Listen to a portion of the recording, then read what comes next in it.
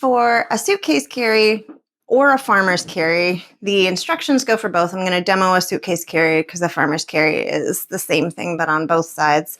You'll hold one weight on one side of your body. I'm going to use a kettlebell today.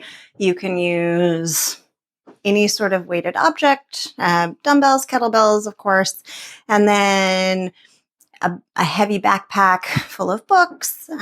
Again, an animal, a small child, anything that you can get to hang on one side of your body. An actual suitcase.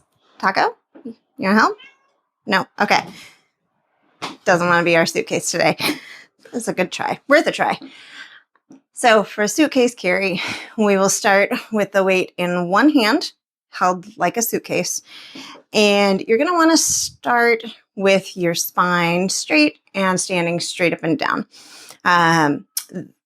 Suitcase carries are another kind of anti-rotation movement where something is trying to pull us over to one side and we want to stay upright.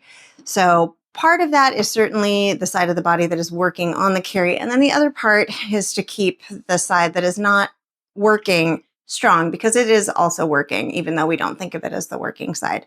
So what I like to do is either hold my arm out, like I'm trying to push something away from me to keep tension through this side of my body, and or start by pressing out and then keeping that tension, bring my hand to my sternum so that I can tell whether I'm starting to lean over, because I'll feel my rib cage kind of collapse.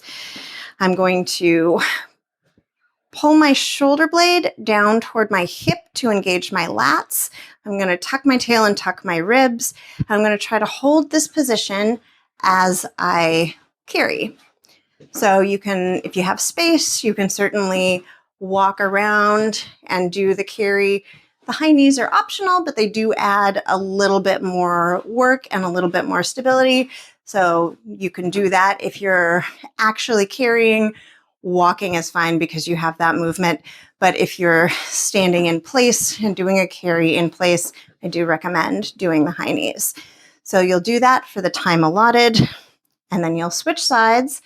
You'll, once again, shoulder blade toward your hip, tuck your tail, tuck your ribs, and then march on the other side.